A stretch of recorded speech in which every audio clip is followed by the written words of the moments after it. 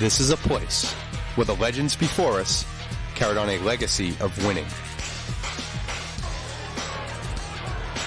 Easy. Pitch out. 40, 35, 30, 20, 50. Touchdown, easy. No flag. It has always been the passion, determination, and teamwork that makes it who we are. To give to Diamond Ferry. Gets around the corner. One man to beat. Steps it up. He's gone. They're not going to catch him. Nobody's going to catch him. He's gone for the touchdown. A commitment to excellence is our way of life. Pass, and it is intercepted. Who else but Lucas Dennis is there to pick it? And it's a pick six for Everett. Touchdown, Crimson Tide.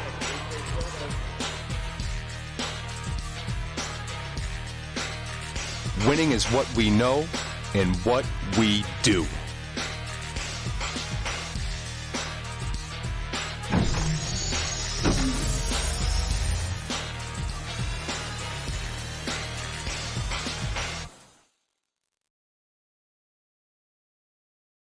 Everett Crimson Tide in a marquee Friday night matchup. My name is Animo Osmani, and joining me is D. Josh Algazo.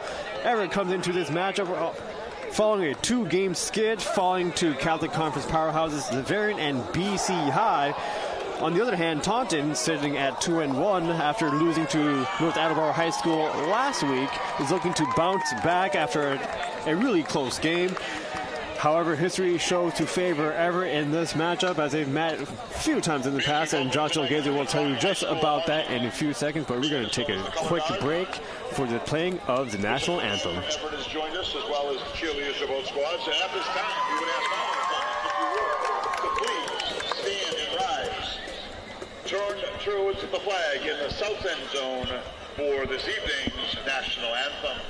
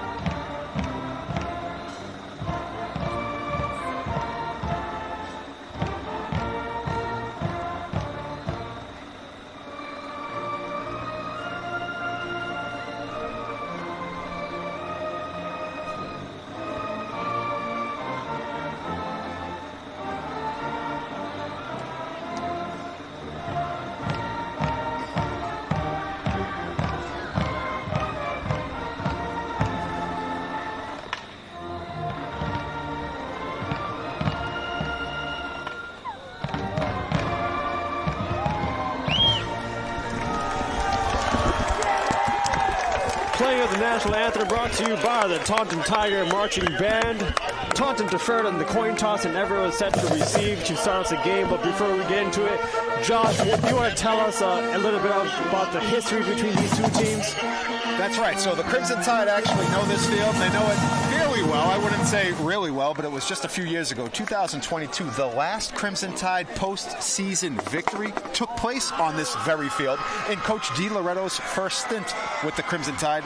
It was the Tide walking away with a 33-14 win behind the legs of steamrolling quarterback Kamari Ellerby.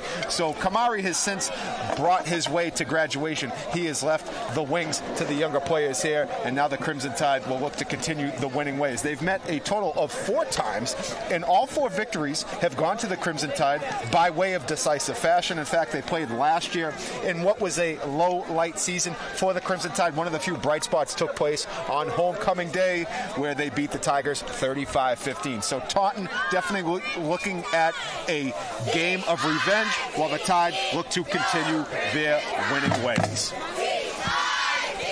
Well said, and back to receive is Jeremiah Joseph and the speedy Jamari Doolin. Kicking off for Taunton is number 88, Tyree Duisher, and the ball is fielded by Jeremiah Joseph. finds a lane, might find a blocker, actually tripped down at the very last second by number 10 for the Tigers, Michael Braxton III. And what a great way to start things off. The junior, Jeremiah Joseph, almost housed that one if it wasn't for the shoestring tackle right there. Would have had 6 on the board, but the Tide with great starting field position nonetheless, just shy of midfield for junior quarterback Tyler Frenny and the Tide to get their offense going. Tyler Frenny starting under center for the Crimson Tide. Barreros receives a toss, looking for a run on the inside and picks up a few yards. That's going to be second down.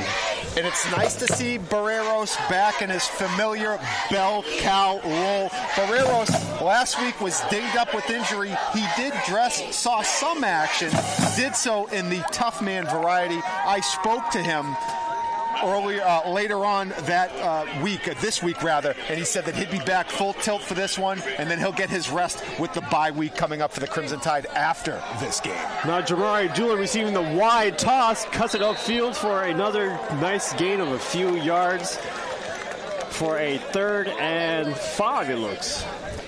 Or 3rd and 4. What's interesting here, for the 3rd straight week, the Crimson Tide, their opponent, has come into this game with a bye week. It started with Xaverian, they had a bye, then BC High, and now Taunton. So Taunton, having that extra week to prepare is a huge advantage. Not only do you get to rest some players up, but you just donate another week of preparation to your opponent. So the Tide facing a good team with another week to prepare.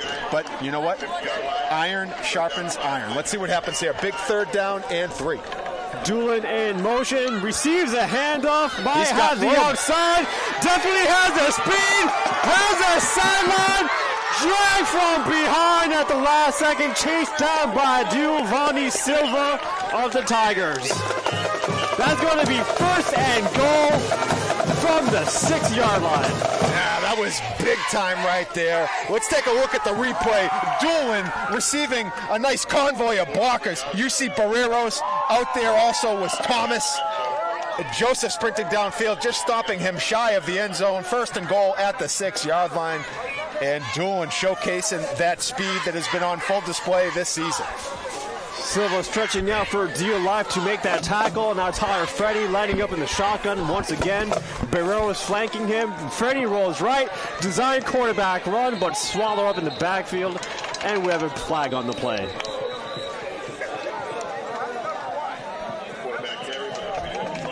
And we're going to see what the call is in just a sec by the referees. So it's against the Crimson Tide. There's a good look at the head official. And there's Coach DiLoretto now bringing in a different formation to handle the change in downs, or in yardage rather. So that's tough when you have 1st and goal to go and then you get penalized. So now the Tide are back at their, looks like, actually it was at the 7-yard line, now it's the 12. So 1st down and goal at the 12-yard line for the Crimson Tide, going with a run-heavy package, although why not? Play action, he has a guy. There it is! Wide open for the touchdown is Amani Negron for the 1st score of the game on the opening drive. Tide takes the early lead. And a nice, beautiful ball by Frenny, dropping it in the bucket. But what made it happen to him, and you're going to see it on this replay, it was the play fake. He saw the beautiful play fake on a toss, turned around, saw Negron heading to the corner of the end zone, and dropped a beautiful spiral right into the basket. That's how you draw it up. Great call from Coach DiLoretto, and the Tide with an early punch to the abdomen. That's how you get it done. And now to kick for the extra point is Wael Finidi. Snap is down, kick is up, and it looks like it's blocked by Taunton. Kick is no good, and now they'll go on special teams. And interesting there, seeing Finidi, who is a standout defensive player for the Tide. Last week, we saw Lucas Ferrero, number 97, and he did a great job kicking. Here's a look at the replay. You're going to see penetration right there, number 7. Great job by our crew. 7 came off the right side of the line, and he made his way unabated to the kicker, got his right hand on it, and someone is going to have to talk over strategy there. You got to always block the inside guy. The way it works on an extra point attempt or a field goal, you take the guy closest to your inside. Everyone blocks down, you shorten the angle. It's simple math. Someone left the gate open right there, and it was number 7, Jeremy Knife. Is it Neef or is it Knife? If it's Knife, he knifed his way in. If it's Neef, well then I'll give you 2 ways to pronounce it, but a big block right there. It's always critical when you can keep an extra point off the board. Those can sometimes come back to haunt you. Here's Finiti on the kickoff now, going deep, and it's going to be fielded by Taunton. That's number 6, I believe. Good elusiveness, but finally brought down at the 40-yard line. Number 6, that's Amari Teixeira. Yeah, Amari Teixeira on the return. That basically mirrored the Crimson Tide return, bringing it out to the same side of the field, right about the 47-yard line, just shy of midfield, much to the similarity of Jeremiah Joseph and his return. And I just want to go back to that kicking situation. So to start the season, and who did the bulk of kicking last year was John Barreros. Barreros, as we mentioned, has battled some injuries. So we saw Lucas Ferrero, and he looked outstanding. I don't see Ferrero dressed here tonight, and that probably explains why YL Finiti is now taking on the kicking shorts. Dylan Keenan with the play action. Strike 2, number 7, the one with the block kicked, and brings the Tigers up to the 30-yard line. That was a quick hitting pass to Jeremy. I believe Neef. I heard that, yes, the PA announcer said Neef, and I'm going to assume that he's going to say his own, the hometown team correctly. So Neef on a big catch from Dylan Keenan. As I followed the Tigers throughout this early portion of the season, number 12, Dylan Keenan, the senior quarterback, has really done some real strong things for them. He's a returner at the position. You could see it right on cue. Finds Neef again, wide open in the flat. And that is a quick answer by the Tigers as they have immediately marched their way down the field. And you can see where Keenan is a pretty good prospect at the quarterback position. I remember him from last season. Throws a good ball, mechanically sound. Right there, look at it. Gets it out wide open in the flat. I mean, again, you're going to have to do a better job defensively and staying on your keys. Brought down by Jeremiah Joseph. Here's Keenan lining up under center now. We've got an I formation. And it's going to be a handoff up the middle. Straight into the gut of that Crimson Tide defense. Amari Teixeira with the carry. Looks like the last one to finish him off was Sam Lacombe, but he was joined by fellow white shirts stuffing the middle. 3-yard gain on the play to Teixeira. It is 2nd and goal with the ball spotted at the 5-yard line. Good job by the defensive front, led by the big fella, number 79, Kamari Washam, as he was washing the Tigers out of the picture.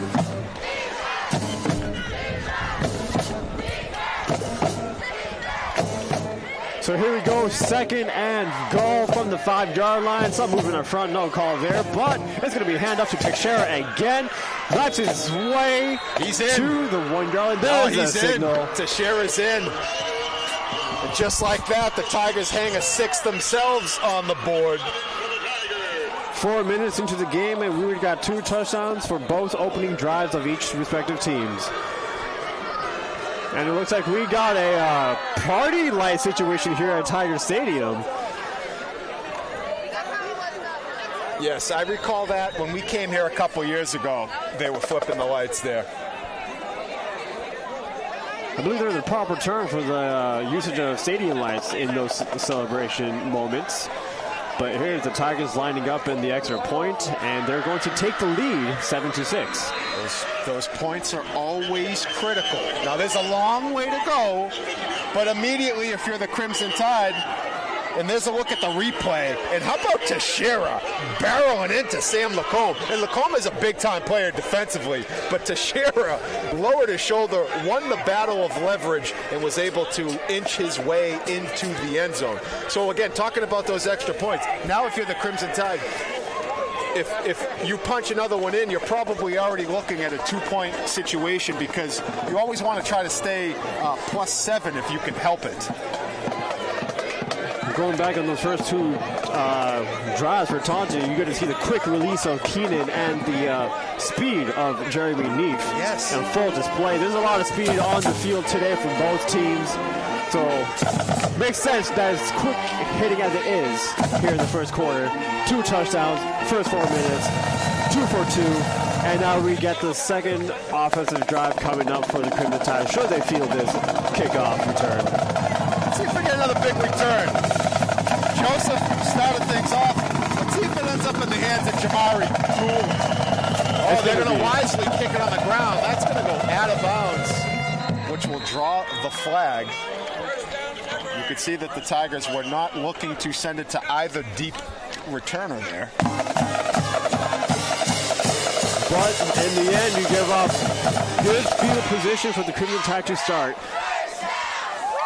Well, you can always elect to have them re-kick. It's a penalty that comes with 2 options, and it looks like the Crimson Tide will elect to have the Tigers re-kick, and I think that's a wise move because if you could just find a way to get it to either Doolin or Joseph, they are both very explosive. I'm sure the Tigers will look to try to squib it again, but with the squib, if you don't have true control of it, you don't really know where it's going.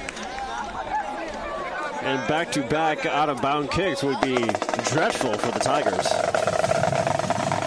So with the kicking responsibilities for the Tigers is Thierry Durisher, sophomore for the Tigers.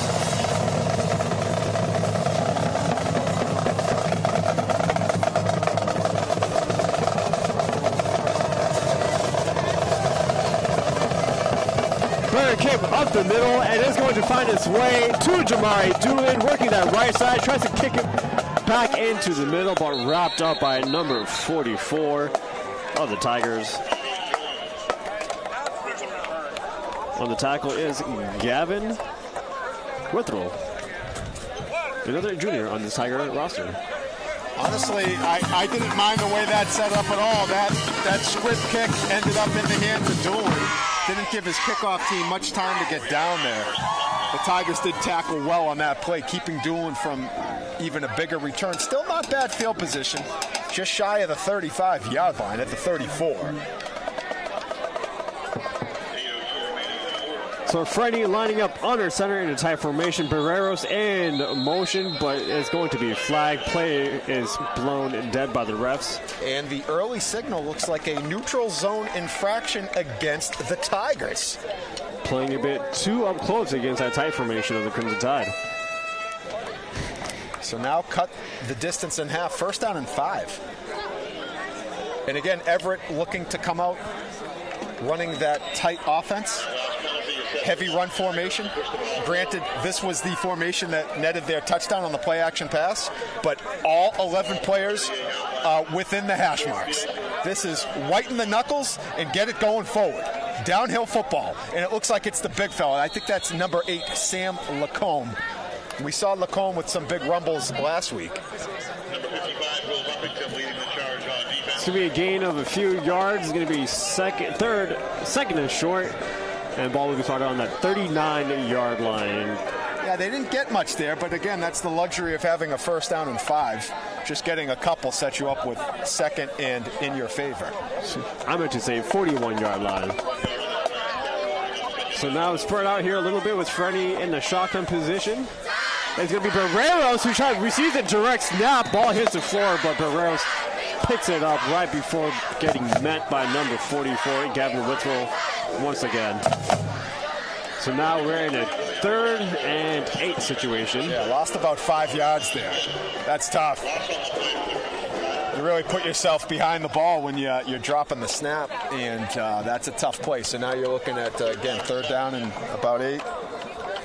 And guess who's checking into the formation right now is also going to be Jeremiah Clark, the backup quarterback to Tyler Frenney, but he's lined up in the wide receiver position. We have 4 receivers out in the field. Frenney takes a shotgun snap, steps into a throw, looking down deep to the mid-on, almost one-handed by Giovanni Silva. Yeah, and I wonder there if there was some miscommunication. He was looking deep downfield, but there wasn't a white jersey in the picture. Doolin had appeared to cut the route off underneath. What's more, though, Clark, who you mentioned, the backup quarterback lining up far side to the Crimson Tide side, did look like he had a pretty good release. And too bad. Frenney had some pretty good time to throw that ball. So, nonetheless, a punting situation, and that looks like it is Jamari Doolin, who, again, with Barreros out injured, we've seen Doolin kind of take over the punting chores. And a fair catch is called and taken by Jeremy Neef. It's going to be fielded at the Taunton 37-yard line. That's too bad. You get that offsides against Taunton. You get a 1st down and 5, unable to convert, and now you bring your defense back onto the field, which did not have a great showing on that first series. Let's see if they can turn the tide and get something going here. So now we get a second look at this high-octane Tigers offense. Keenan lining up with a shotgun with 3 receivers lined up to the bottom and flanked by number 6, Amari Teixeira. It's going to be another play action, quick throw to none other than number 7, Jeremy Neef. 3 receptions so far. Nice job by number 11, Armani Negron, sticking him immediately, covering him well, and then making the tackle. Here's a look at it. Play action pass to Neef. Negron's there, and he does not let go. Still a healthy gain, though. You don't mind that if you're the Tigers. I mean, that's a 6-yard gain, 5-yard gain, 5 rather. So, again, you're cutting the sticks in half. But nice job by Negron, tight on coverage.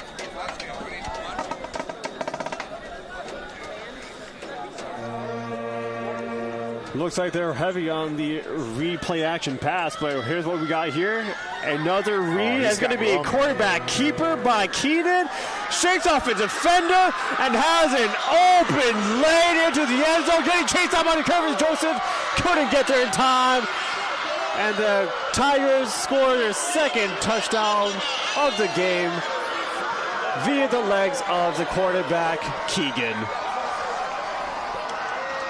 I tell you what, you see they had 2 play fakes on the play. Keenan makes a play fake on the jet sweep. Then he play fakes the inside dive. There was basically a lot of green grass for Keenan to operate with. He had to evade 1 tackle. He did. Tip of the hat on the hustle from Curvins Joseph. Just ran out of real estate to track him down. He made up a lot of ground to try to make a touchdown-saving tackle. That extra point is up and through, and the Tigers, just like that, are up by 8. Let's look at this replay. So there's the fake on the jet, fake on the inside. He's going to come out. He's got white jerseys going in the opposite direction. The play fake worked. Evades the tackle of Joseph, and then it's off to the races. You're going to see number 12 chasing down number 12, Curvins Joseph, but not before end zone and pay dirt have been found. So 2 drives and 2 scores for the Tigers, and now Crimson Tide is playing from behind.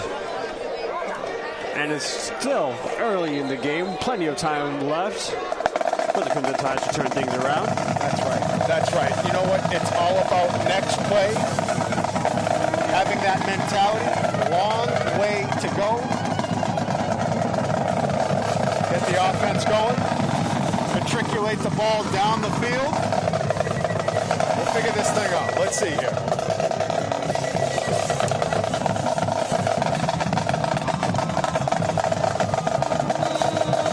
Tari Durisher kicking off for the 3rd time this game. 5:33 left in the first quarter. Whistle was blown before the kick of the ball. We'll see what the call on the field is by the referees. A flag has been thrown.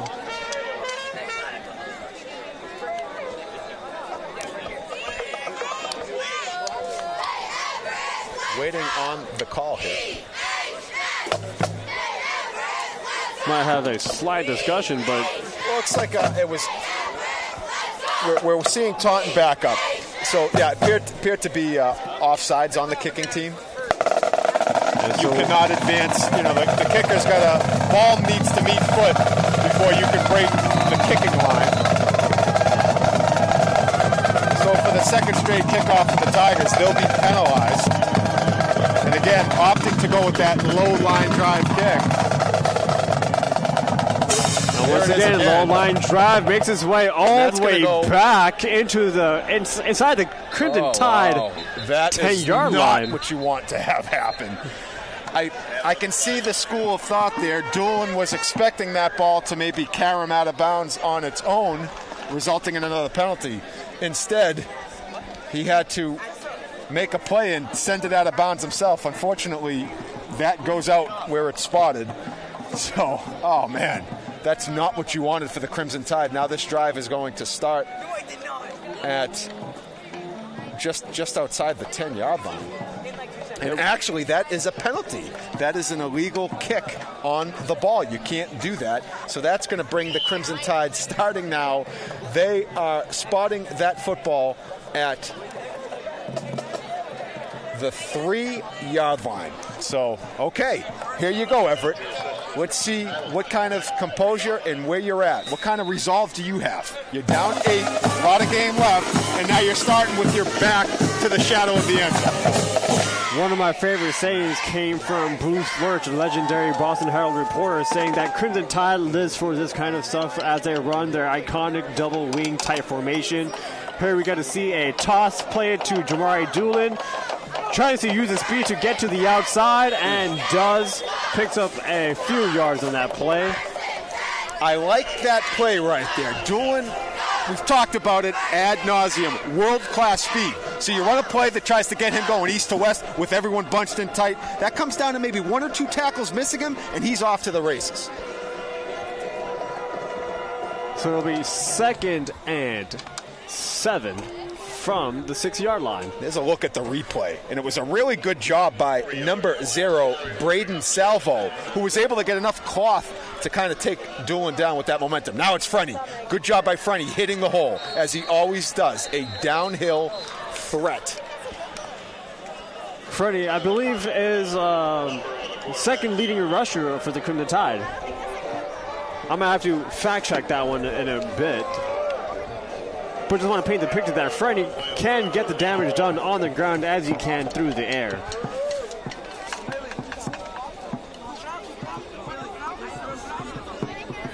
So it turns out Tyler Frenny is the leading rusher for the Crimson Tide. Up to this point, before coming to this matchup, he leads the team with 317 rushing yards. It's going to be Barreros in motion, but a counter handoff on the inside to Jamari Doolin. Tigers defense wasn't fooled on that backfield motion for a tackle. Big stop right there. Right at the line of scrimmage. Yeah, that's 4th down. You're going to have to punt because, again, you're backed up to your end zone. Okay. Defense going to have to figure this out. Going to have to figure this out here. Otherwise, this turns into a lot of game left, or this one's going to get away from you. It's going to be a short snap to Jamari Doolin, handling the punting responsibilities.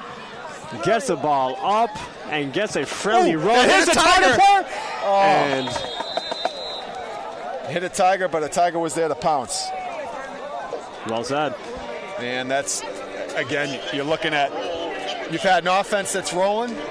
What's more? You're going to start at the Crimson Tide 35-yard line. So, all right, here we go, defense.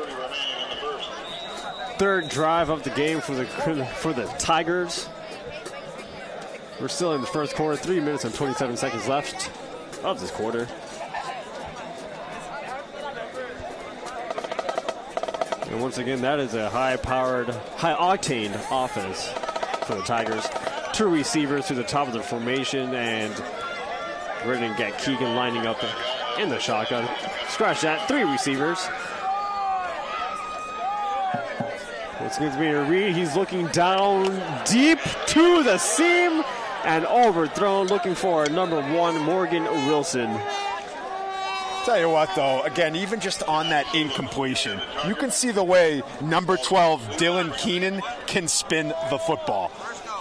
That thing was tightly wrapped as he spun that into the back of the end zone. Take a look at this. Nice. We talked about it, mechanically sound. And just fires that. It's a little deep, but still enough to wow you in the audience that this kid can really sling the pill. So 2nd and 10, and we get an empty backfield. Keegan alone in the shotgun formation, taking the snap. And it's going to be a design quarterback run right up the middle. And finally brought down by John Barreros from the far side of the field as he was playing in defensive back. Well, once again, terrific execution from the Tigers. And what Keenan can do through the air, he can absolutely do with his legs. Look at it there. Nice design, gets downhill and finds his way deep into the Crimson Tide secondary, moving the sticks. And it's early, Aneem. The Crimson Tide are on the ropes. Ball now on the Crimson Tide 22-yard line.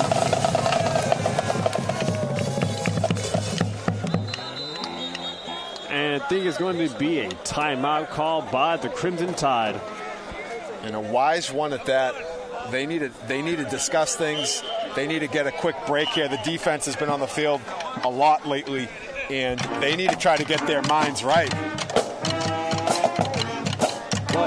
In this timeout, I'd like to give a regular shout out to the Everett Crimson Tide, who's sharing the space with us here in the bleachers.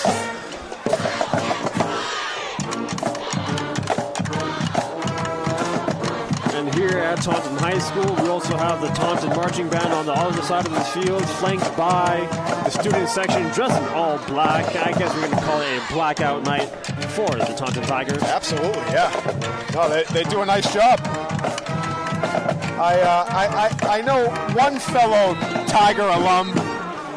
We're graced by his presence at the EPS finance office. One tall giant, the Swiss farmer, Chris Schweitzer. I know Chris is probably at home watching this game, and he's the proudest Tiger alum I know. He's at the very top of the list. So, Swiss, if you're watching, we're here for you, buddy. Two receivers out wide, but flags are thrown. Play continues to go. It's Amari Teixeira with the carry. So got a flag on the play. That was a solid run by Teixeira. And it's going to be a penalty on the Tigers. Do you recognize that hand signal by the referee by any chance, Josh? I think that was let's see. An illegal procedure? No, illegal procedure would have been the old drum roll. That might have been formation. Illegal. It could have been illegal formation. Too many on the line of scrimmage. That's right. Good call, Osmani. Well, thank you for jogging my memory. Hey, that's what we do. We got a Tris bunch formation to the top of that shotgun. Keenan and taking the snap.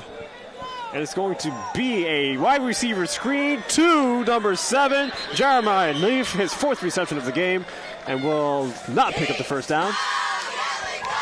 Good tackle there by Jeremiah Joseph, but still too healthy of a gain for the Tigers. I mean, that's easy pitch and catch. It's a high percentage throw right on the line of scrimmage, and then you're not meeting first contact until you're 8 yards down the field. Thankfully, Joseph's there to make the tackle, but 1st and 15 turns immediately into 2nd down and 3.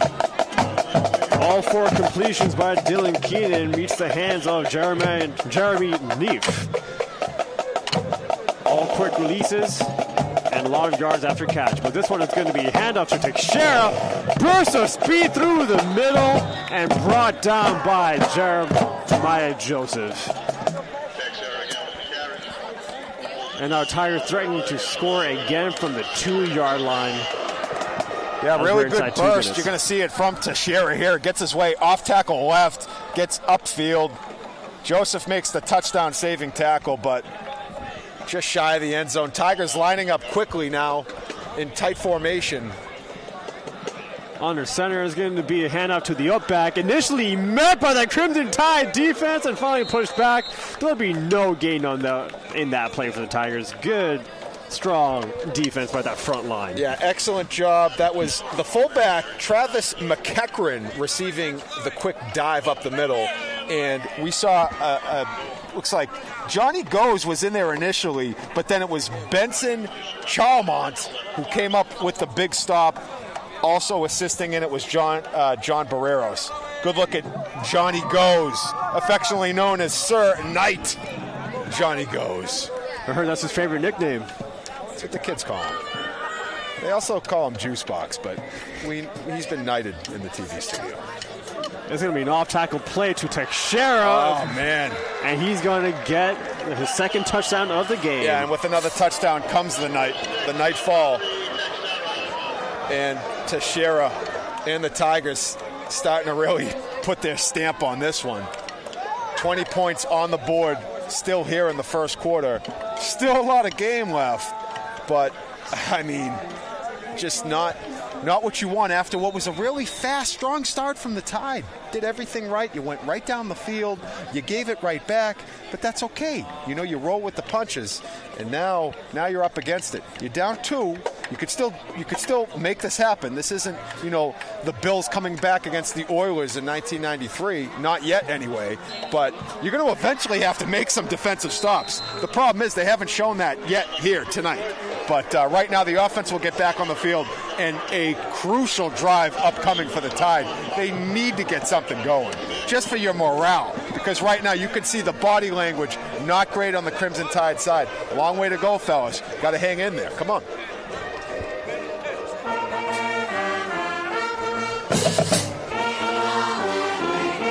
So once again, sophomore Tyria Dorscher going out there to line up for a kickoff.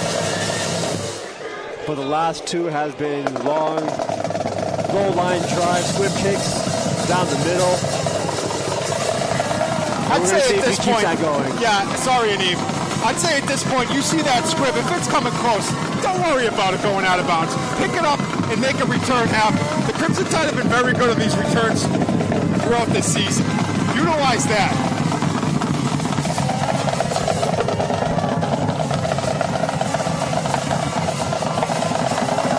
And this is going to be high on top. It's going to be fair caught. Nope. Well, Johnny goes with a fair catch signal, but fielded by Jeremiah Joseph. No, why? Oh man, these are the things that can't happen. You just can't do that. One of the big things you have is your return game. You need to let your athletes operate in space. All right, well, the offense will take over now. It's going to be first down and 10. Looks like it's at their 27-yard line. We've seen a lot of strategy come into play, especially with kickoffs, because the return formation of the Crimson Tide adjusted, expecting a squib kick, and the next thing you know, they kick it up top. But here's Doolin in motion from the slot. It's going to be a quarterback keeper by Freddie, but tripped up, tackled by the ankles by number 63. William DeCastro. Yeah, you see Frenny again on his patented dive. This is a big play for Frenny. But right there, DeCastro doing a nice job hemming him up. And that's going to be the last play of the first quarter. And then we're going to flip sides of the field here. And Josh, this is actually the first game of the season for the Crimson Tide in which they play at 7 p.m. That's right. I know. Typically, that's always how this has worked. The last few seasons, you've seen more of these 6 p.m. starts. I know the Greater Boston League pretty much operates with the 6 p.m. schedule. But yes, you're now starting to see it in a lot of these non-league games. So back at it in the usual 7 p.m. I know our camera operators and our shading team, our engineer, Joe Gamley, appreciates that, because nothing worse than having a sun staring your camera right in the face like we had in Zavarian a few weeks ago. So at least we're able to set the cameras and lock them in. but I personally don't mind the 6 p.m. start. I know much of our team doesn't either. It does usually mean an earlier night, but hey, football's played at 7. I'm okay with that. I'd be more okay if the Tide can get it going again. Let's see. Freddie drops back. Surveying his options, jumps it down to the safety valve, John Barreros. That's a backwards pass, so the play continues. Crimson Tide is going to lose a few yards on that play. Coverage solid downfield by the Tigers defense. Yeah, Neem, it's gone from good to kind of getting bad to now it's getting worse. And I mean, third and long. We'll see what they have in the bag here, but 3rd and 17 from their own 16-yard line. We got 3 receivers to the bottom, 1 receiver up top. Freddie looking to the far side. Ball couldn't be caught cleanly by Jeremiah Joseph. So it's going to be 4th and 17. And we have another punt by the Crimson Tide.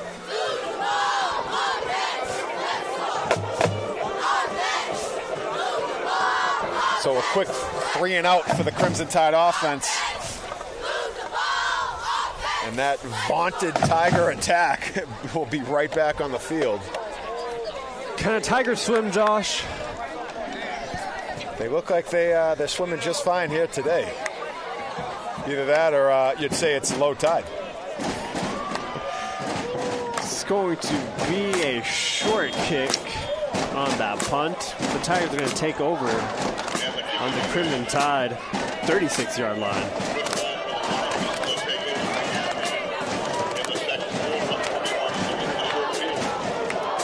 This field for Taunton High School is relatively new. They have a digital signage board, and I guess sometimes it is really blinding when they put up the white LED lights on. Yeah, I noticed that. Definitely pretty neat. You have a next level scoreboard here. The facilities are pretty top notch. I mean, again, I was impressed a couple years ago. That scoreboard is new, and definitely they're doing a good job here in Taunton. The 6th largest high school by enrollment in Massachusetts. Yeah, they had quite a few exits on the highway there. Definitely, you can enter Taunton a lot of ways. Not a small place. Here's Keenan with a handoff to Teixeira. Into a belly of defenders by the Crimson Tide for a gain of just a couple yards. Yeah, you see a couple interior linemen in on the stop there. I saw Nathan Fortune, big number 74, getting off the pile. YL Fanidi, Johnny Goes. Gonna need more stops like that. 2nd down and 7. From the 33-yard line, Keenan now lining up under center with Teixeira in the backfield. And it's going to be tossed to Teixeira. He's got speed himself, trying to slice his way for extra yards and slithers his way past the 1st down marker. But there is a flag on the play on the near side of the field away from the ball carrier. We're going to wait to see what the call is as we see the head officiator on camera. Looks like it's going to be against Taunton, and it was away from the play, so it really didn't have anything to do with the play, but you can't commit the penalty, so Tide will benefit from that on what was a pretty solid gain. Still waiting for the official call. If the flag is in fact against Taunton, it looks like a legal block in the back. Yes, block in the back. They're going to lead the game in penalties and penalty yardage.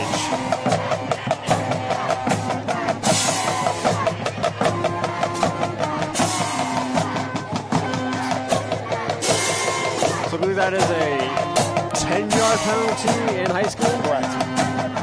Will be 2nd and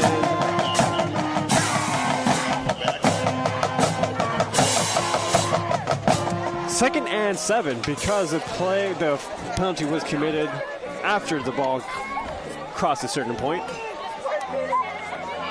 So it's going to be a read option, keep by Keenan, chased down by John Barreros. Yeah, nice tackle by Barreros, and he was on top of that read as well. We've seen Keenan really gash them on those plays.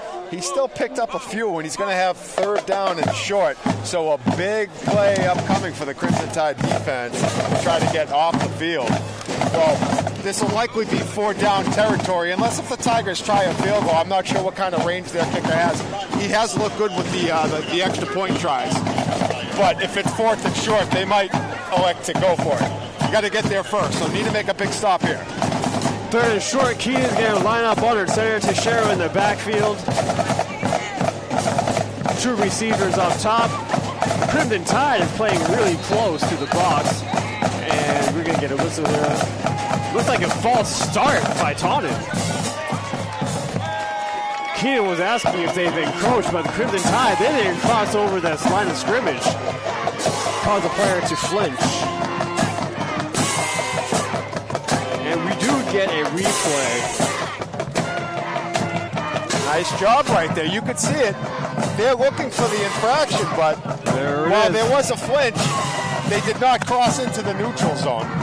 Adam Kerfin trying to point out a defender, but that draws the false start call. Now, with the federation rules that the MIAA has adopted a few years ago, it is a little different than the football you watch at home on Saturdays and Sundays, where in that game of football, like regular football, you can cross into the neutral zone and get back as long as it's not snapped. Here, you can't cross into it at all. Design quarterback, keep to up the middle. Keenan is going to pick up the first down. Going to have it. Yeah, that's a big play right there. Keenan able to once again do it with his legs. Looks like we might have a dead ball foul here as the flag was thrown late after the whistle was blown. And once again, could be against Taunton. Yeah, they're pointing in the Taunton direction. Now, if it's dead ball, the first down will stand, but they will still mark the yardage 15 yards back. Offsetting penalties, so the ball stays exactly where it is at the Everett 15-yard line, or is that 20-yard line?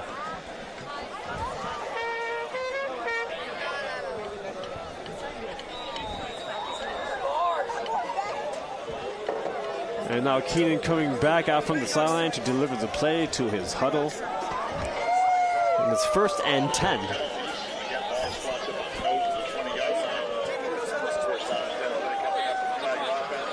We have an I formation with a bunch up top. And it's going to be a power play up the middle. Hand off to Teixeira, quickly wrapped up by number 12, Kervins Joseph on the tackle. Or is that number 16? No, 16, yeah, that was Rafael Malouf. He plays on the edge. He's one of the defensive ends that rotates in. Malouf's done a nice job in the time I've seen him on the field in the previous games, and he makes a big play right there. Still, though, Teixeira, healthy yardage. I mean, you're the Tigers. You're getting 5 and 6 yards a pop. Teixeira gets his shoulders square to the line of scrimmage, gets downhill.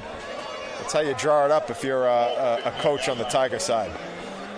Under center once again is Keenan, and it's going to be a toss to Teixeira. Had trouble on the reception and gets met hard by Wael Fanidi in the backfield. Wael Fanidi and Frenny also teamed up on it. Frenny was right in his airspace during the bobble, so much so that I thought maybe that ball would hit the ground. Let's look at it here.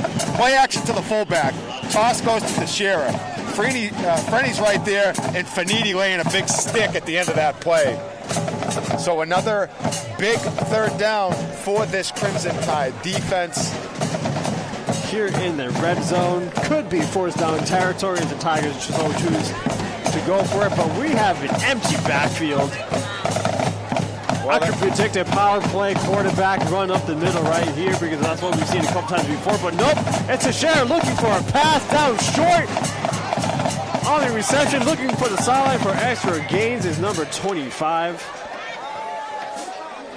Cody Haslett.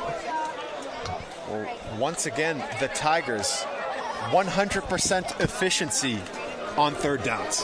They've converted every third down here this evening. It's going to be the 5th completion by Keenan. First time that's not Jeremy Neef. That's right. That's right. That was a nice ball. Came right out of the throwing pocket very quickly. Right on target. Good yards after the catch. And the Tigers now looking to really distance themselves from the Tide as we timeout now called with 6:48. With 6:47 remaining here in the second quarter. Is it a timeout that came before the penalty was thrown? Because if it wasn't, no, it's there was a penalty. Start. Okay, false start. Thank you, Aneem. False start against the Tigers. Their second false start. They've gotten a little sloppy on this drive. It really hasn't hurt them because they've been able to convert. Playing with speed here, offensive lineman trying to adjust to slowing down play here. But I think we get a good display of quick decision making by Keenan in that quarterback position.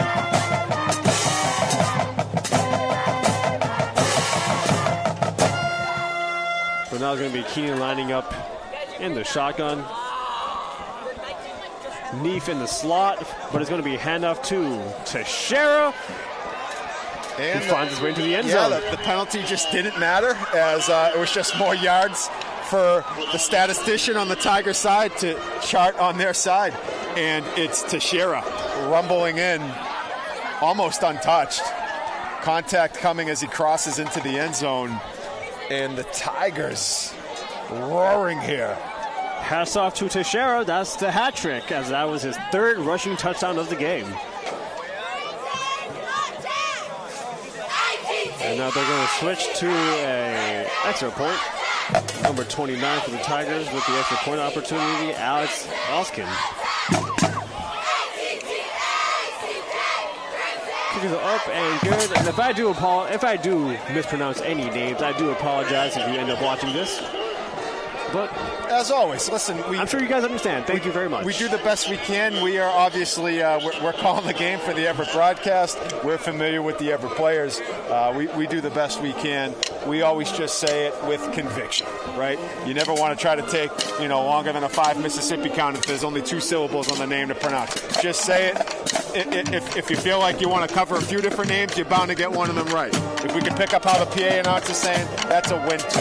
At the end of the day, I think everyone understands we're doing our best. I have a last name that's often mispronounced. I'm okay with it. You'll be fine. I have a 2-syllable first name and mispronounced more often than it should be. Hey. So I get it, and I do apologize. Don't ostracize Osmani, right? Come on. The famous saying by D. Josh Algazo. I just love alliteration. That's why I wake up every day.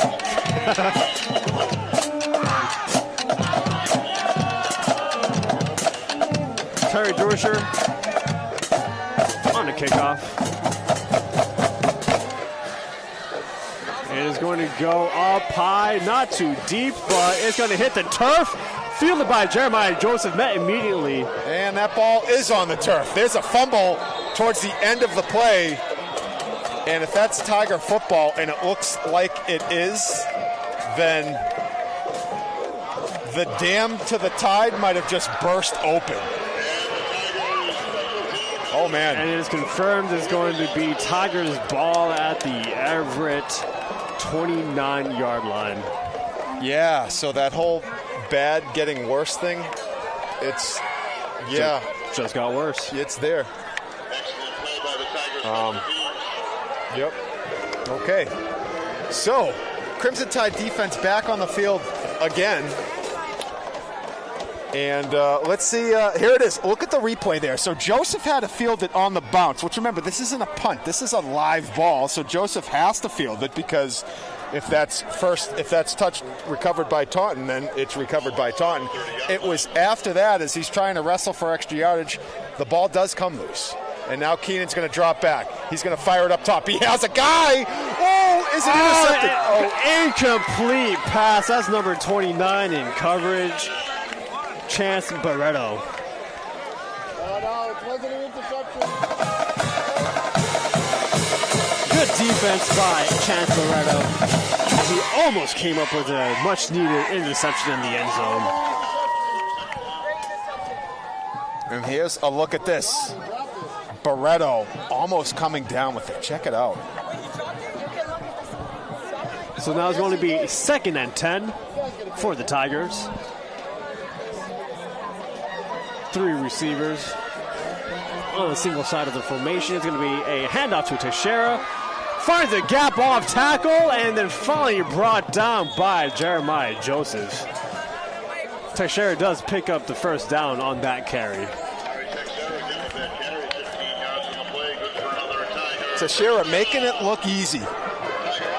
Just carving through the Crimson Tide defense. Take a look. There's Teixeira. Simple dive, off tackle, gets his way.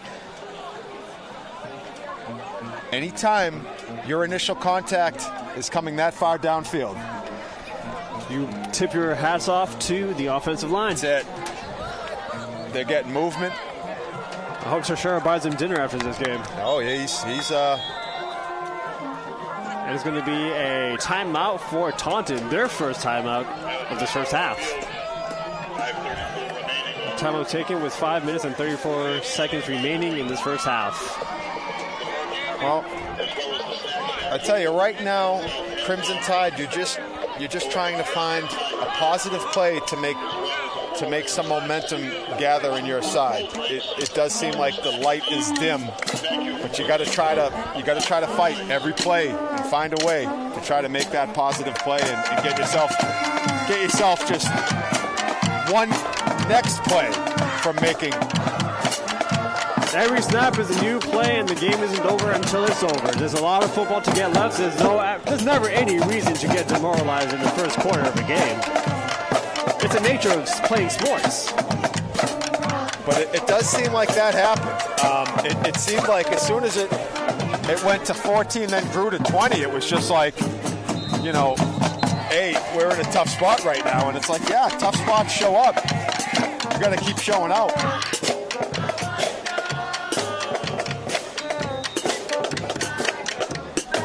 The Tide first to break the huddle, but now the Tigers offense lining up.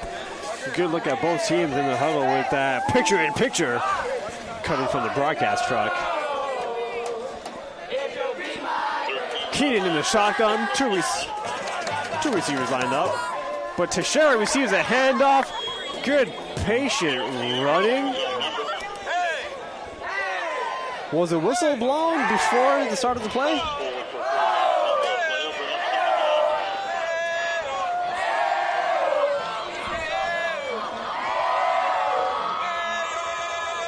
I don't think that last play counted, Josh. I didn't see a flag. Yeah, Well, I guess the refs weren't ready for that play to start out of the timeout. But it's still going to be 2nd and 6.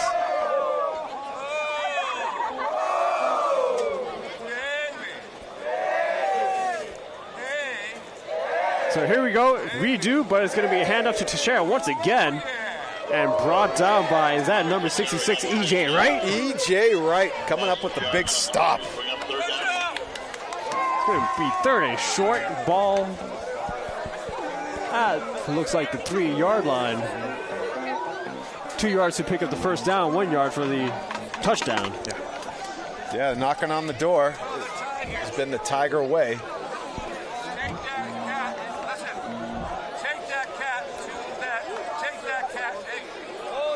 Lining up with a shotgun. One receiver to the bottom of the field. It's going to be a handoff to Teixeira, who's trying to look to go into the end zone straight up the middle. And the Tigers with another touchdown here, just pouring it on in the first half. Teixeira's a first touchdown on the ground in this game. And we have 4 minutes left of this second quarter.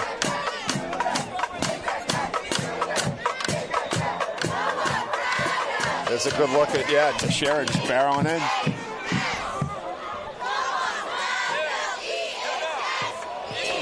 Ball was fumbled on that snap, but quickly recovered. And a conversion attempt that is no good. So there's a positive for the Crimson Tide. There's some momentum. Score stays at 34-6.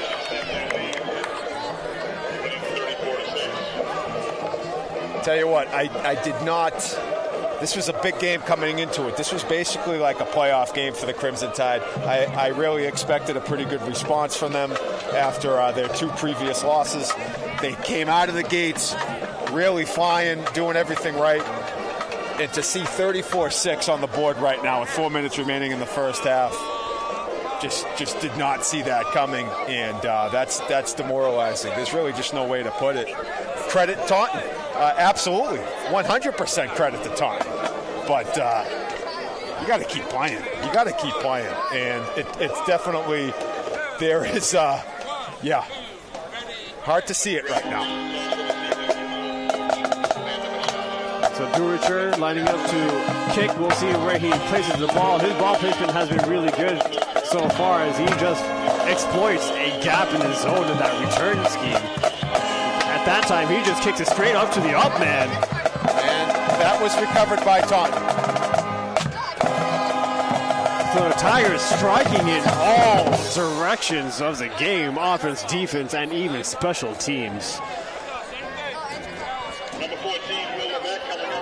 So Duricher at the kicker position, also very dangerous on kickoffs. So we haven't seen the Crimson Tide offense in a while.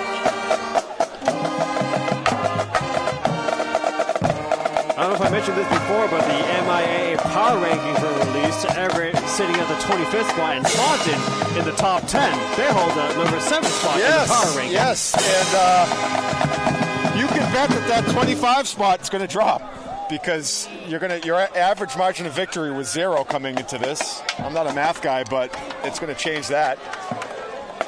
Empty backfield for Keenan. And he's going to look to his left, finds nothing there, extending the play, and now he's going to finally take off and push out of bounds by Sam McComb. Short gain on the play. It's going to be a gain of 3 yards. So good coverage by the Tide defense.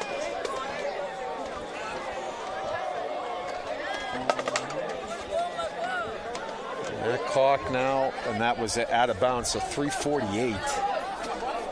I will be grabbing my sweatshirt at halftime, Aneem. I went with the just the tight fit to start here. It's doing okay. Definitely, we're gonna go sweatshirt at halftime. We're gonna address that.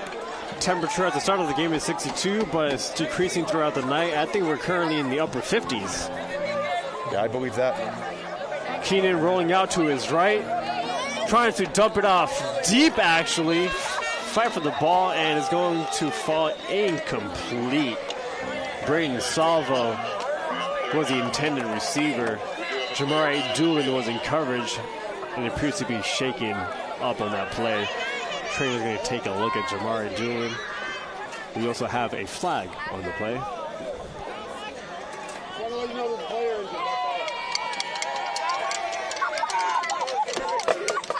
It looks like a penalty will be committed by Taunton. That was a good ball, too. Good coverage by Doolin, who is the player down for the Crimson Tide, but you can really see the talent that is Dylan Keenan. I mean, that was on the run, fastball, and it was just more of a play of good coverage. And we hope Doolin's okay, who is being helped up by the training staff. But walking in his own power. So he'll walk to the sidelines.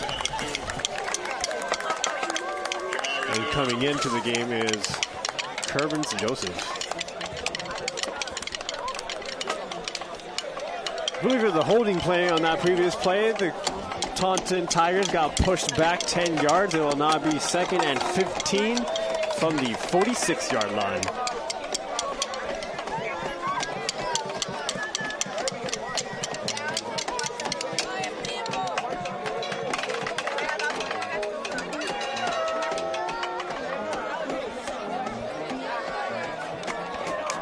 Keenan in the shotgun, flanked by none other than Teixeira, receiving a heavy workload this game. It's going to be a screen to the short side of the field. What a move by Giovanni Silva. Get past the Crimson Tide to defender and picks up positive yards in that play. Yeah, Silva put that foot in the ground. Just hit the what was that? The R1 button and the PS1. You going back to PS1 on this one? Watch this. Puts the old okey doke. Just gets up the field. Nice move by Silva. And brought down by Chance Barreto. Definitely like the unis. Nice shot of the helmet there. Kind of playing off the LSU. The THS, that's LSU, Louisiana State University. That's definitely what they're going for there, donning their black and orange. Nice job. Keenan rolling out one way, passes the other. Ball caught for a first down and a little bit some extra change. That's number 35 on the reception, Corbin Mello. First reception of the game for Corbin Mello, senior for the Tigers. So here we see the replay. Keenan was drawing the defense one way, looks the other, and then that's why Mello was wide open. Nice shot right there, right in your living room. Great job by the crew, the truck bringing you that shot. Nice, love it. So first set of downs for the Tigers at the Crimson Tide 21-yard line. Keenan the shotgun once again. Takes a snap, play action. One-on-one coverage for Jeremy Neef. Nice job by Barreto. Also joining was Negron. Barreto stood his ground as he was on an island 1v1 against Neef, who got his 5th reception of the game, this time for no gain. Correction, that was a gain of 1 yard.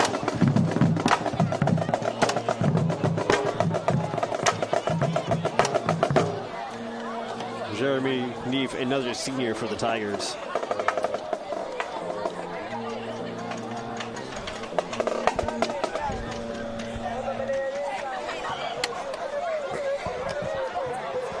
Kicking in the R formation. That's going to be a handoff up the middle to Teixeira. Couldn't find nothing there other than the arms of Armani Negron. Yeah, Negron with a big stop right there. Couple back-to-back nice tackles by Armani. Brings up a 3rd down after a gain of only 1 yard, so it's 3rd and 8. We are inside 90 seconds of the first half, and it looks like the Tigers are going to take their time calling this play and lining up. And there it is. You see Negron getting some help from Jonathan Goes.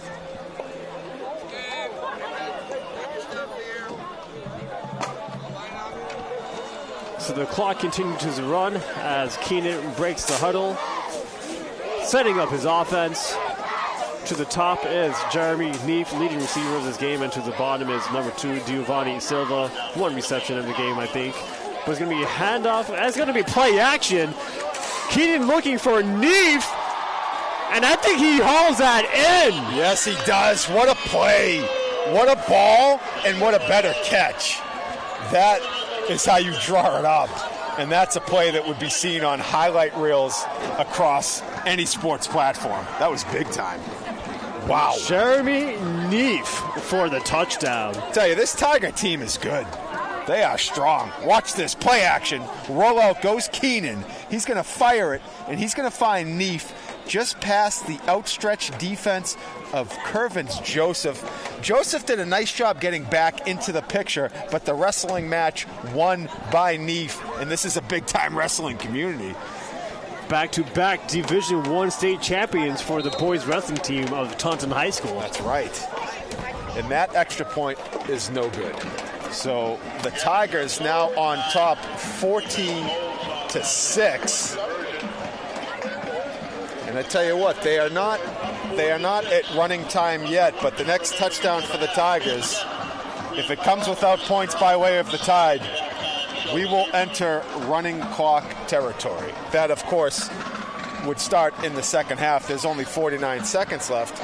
Although, the way we've seen these kickoffs go recently, the Tigers have been pretty solid at recovering their own kickoffs. So they could find a way to punch this in and get running time to start the second half. But either way, 6 more points in the Tigers, from the Tigers and from third quarter on, you will be running on real time. And the Tigers did kick off to start the game, so they'll receive the ball at the start of the second half. That's right. That'll be the second time we'll get to see them on kick return. How's that? I haven't even seen the Crimson Tide offense since the first quarter. Like, it's really someone on milk cartons everywhere. Have you seen the Crimson Tide offense? Missing. But clean reception by Jamari Dooley. He's trying to find the far side of the sideline, but quickly closed off by that Tigers special teams. If you're looking for the Crimson Tide offense, here they come. For the first time this second quarter. Yeah, here we are. Okay. Let's see if we got 11 out there. I hope some of the offensive players that are on defense have been, stretching, kind of staying loose a little bit. I know Mari Teixeira has 4 touchdowns, but I think we're going to have to throw in the kicker into the MVP conversation for this game. Oh, yeah. No, I know it. Give the Tigers 3 straight possessions. And it'll be a timeout taken by the Crimson Tide. It's their second timeout of this game. We are inside the 1-minute mark. It's 42 seconds left in the first half. After the timeout, the Crimson Tide is left with 1. So the Tigers still have 2 for the first half.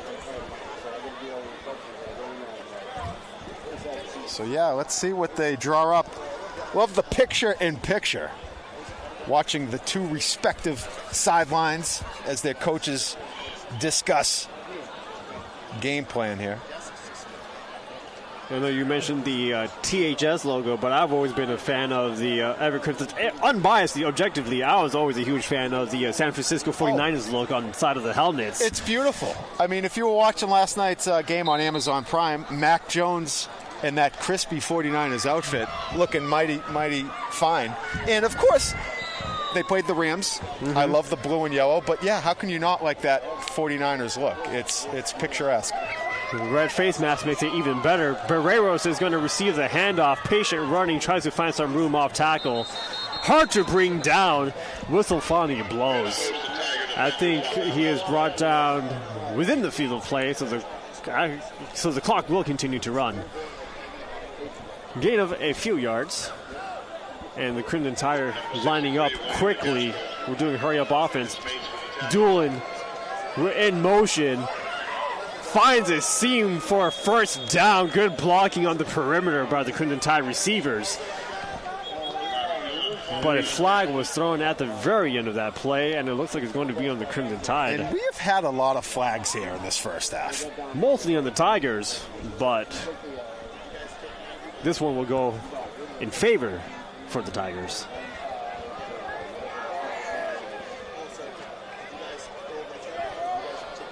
Slight discussion. Yeah, we could use a few of those flags in the TV studio. Every now and then, get a few unsportsman likes. We're throwing yellow sausages. Get a few flags in there. Of course, the sausage is a marker in the media business. Little beanbag. It's what we got. So the penalty was committed at the spot of the ball. So from the spot, the referees will march it back 10 yards. With the first down count, I haven't seen that marker change. The down marker is there. The clock is running. Frenny gets the snap off, looking for his options, looking deep down the middle, tipped. And ball goes nowhere. Jamari Doolin, the closest receiver on that play, and that will be the last play of this first half. Both teams are going to go into their respective locker rooms as the Tigers are holding on to a 40-6 lead. Josh, any last words you want to say before we take your break ourselves? Yeah, it was, it's for the Tigers, right? Everything clicking. That's how you draw it up. That's what you're looking for. For the Crimson Tide, just trying to find a way to make some good football plays going forward here in the second half, and just try to get some confidence and momentum in a game that has now gotten away from you. We'll see how they handle this halftime break. But, that's what I got to name. And we'll see you in the second half as Taunton will be receiving the ball at the start of that game, at the start of that half. So thank you for tuning in. We hope that you stay tuned in, and we'll see you later.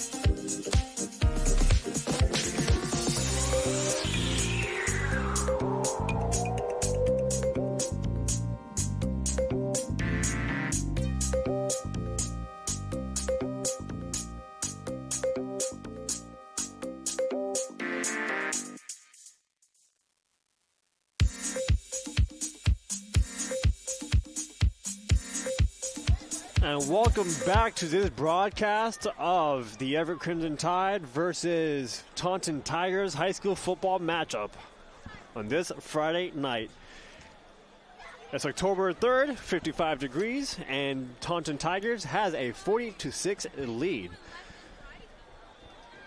Amari Teixeira, one of the high brightest spots for the Taunton Tigers, has 4 touchdowns in the game, supplemented by the 1 touchdown by Jeremy Neef and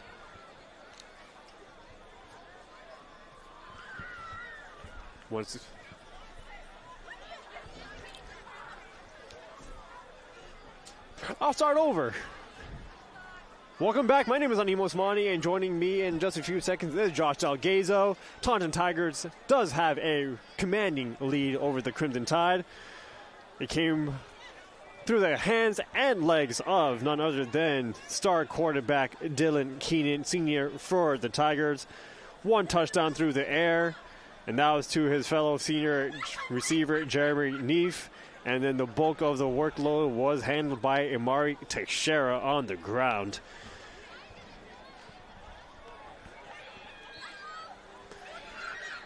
Taunton will start this second half in about 2 minutes and 30 seconds from now. And the Crimson Tide still in the locker rooms, waiting for them to come out.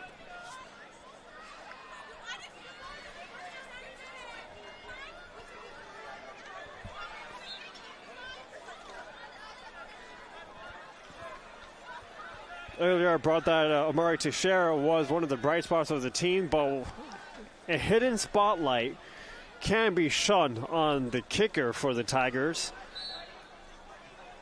Number 88, sophomore Terry Duricher. Special teams, story of the second quarter for the Tigers. Hey, I'm back. Hey, I thought I had a little bit more time. I was using the bathroom in there right next to the Everett locker room, and Everett is still actually inside. I actually think I saw our cameraman, Vess Thoreau, go inside to let them know that, hey, we are getting ready to get started. So, Aneem, thank you for carrying that right there. And, I got myself more equipped for the elements here. Got a little sweatshirt, got some lip balm on. And, feeling pretty good. But, Crimson Tide, if you're just joining us, score is accurate. 40-6, all Tigers in this one. Taunton, part of the Hockomock League, a group of 12 schools in the immediate area of Taunton. That's right. Yeah, you're a big King Philip guy, aren't you? Me? Never. Okay, jeez. But I do respect the program. King Philip is a name brand when it comes to high school football. Yeah, KP. But you know me, I'm all about Sharon? The GBL, and now I got to say the Merrimack Valley Conference. Oh, yeah, that's right. Your ties to Lowell now. Of course, you'll always be one of us, Aneem.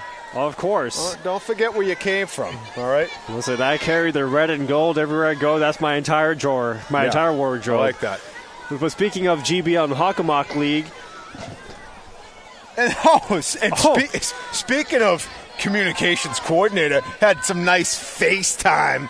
That was Dave O'Connor, and there he is right now, again, sporting one of the best blazers that you're ever going to see.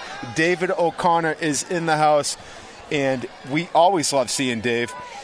He does a great job running our communications department. And we would be remiss if we didn't acknowledge our comms meetings that we have every week at the round table over at Vine Street, led by the Dave O'Connor. So, Dave, making the trip down Route 24 and always joining the action. Just checked in with the TV truck during halftime. And, we're always happy to see Dave and getting the show going. I'm always happy to see him. Sometimes I get jealous that you're going to see him more often than I do. Yeah, he's the best. But going back to the Battle of the Leagues, this is going to be the 3rd consecutive non-conference matchup for the Crimson Tide. 2 against the Catholic Conference, and now their first meeting against a Hockomock League team. And that's Wild Finiti setting things off here in the second half. Fielded by number 6 for the Tigers, Amari Teixeira. And quickly brought down by number 29 of the Crimson Tide, Chance Barreto. There's a look at Barreto. Let's take a look at that squib kick rolling on over to Teixeira. Might have been the turf monster that got him. Check, check, 1, 2. Sorry about that, just doing a quick audio check on my headset. But that's because I have one ear muff off. Yeah, I think you're all right, Aneem. Silly me. That's great, yeah. It's like wearing glasses and asking where are my glasses. Yeah. Keenan lining up in the shotgun. And starting off this second half with the handoff to Teixeira, who does pick up about 6 yards on that play. Teixeira, once again, 4 touchdowns on the game, all done through the ground.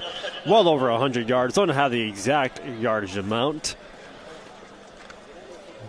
Yeah, we don't have the one, the only Paul Halloran here who draws up the stats as the game goes on while he's broadcasting the game, which is simply the stuff of savants. Quick throw to Jeremy Neef, and even a quicker chase down by number 29, Chance Barreto. We've seen a lot of that in the first half, those quick releases down on the flat by Keenan. We'll take a look at it. Barreto really starting to string together some highlights for himself, doing a great job out on an island, like you said earlier, Aneem, and Barreto is definitely doing the best he can out there, making some really good tackles. There's a good look at the junior, Chance Barreto. And I tell you what, the toughest tackle to make is when you're out in space all alone. There's a lot of things that can go wrong. Empty backfield for the Tigers. We're going to get a quick formation change, but not too much. It's going to be a design quarterback power up the middle, but met by that Crimson Tide defense.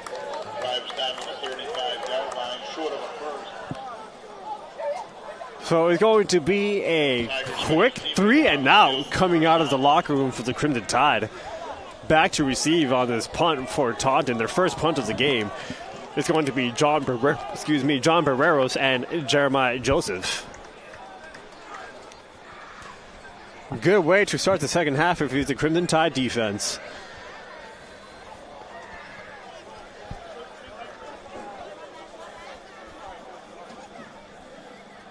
Punting for the Tigers is Carbon Mello. Gets it up. Not too deep. Ball lands and fielded by Barreros on the run. Gets the sideline and it finally hit out of bounds. That was a hard hit on Barreros, but good run and return. That was a great return by Barreros. Fielding it on the bounce. Makes one move, gets to the Tiger sideline. Nice job by John. I think the ball was making his way to Jeremiah Joseph, and Barreros just ran and scooped it. You can see it there. That's right. Good call, Aneem. Intercepted. Good burst of speed. Oh. And there's that hard hit on the sideline to force him out of bounds. So the Crimson Tide is taking over on the 37-yard line in Tiger territory. Freddy flanked by 2 receivers, 2 running backs, and it's going to be handoff to Barreros. Powers through initially for a tough 1-yard gain. 2nd and 9. Good hard running by Barreros. Doesn't gain much, but he didn't have a lot to gain. Just fighting for extra yardage, refusing to go down. Same formation for the Crimson Tide. It's going to be a handoff to Doolin. More running room that side. And more yards in the play, but still going to bring up 3rd down for the Crimson Tide. 3rd and manageable, I would say.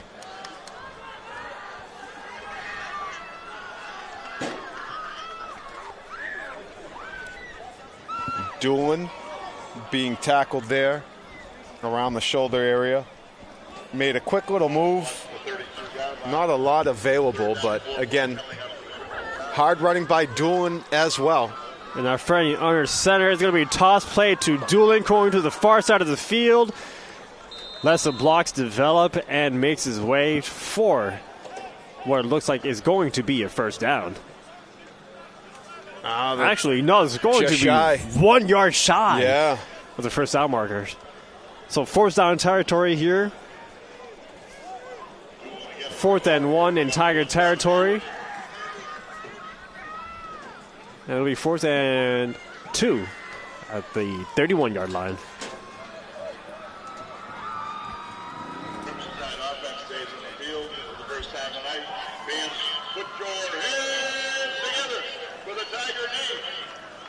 Looks like it's going to be Freddie with the direct snap, a design quarterback run.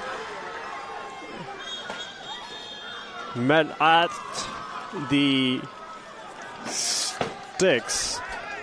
Yeah, nice job by Frenny, putting that head down and just trying to get what's available for him, and that will move the chains for a Crimson Tide first down.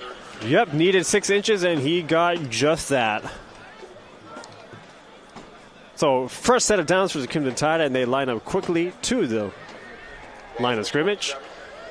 John Barrero's in motion, and it'll be him with the carry and brought down by a pride of Tigers.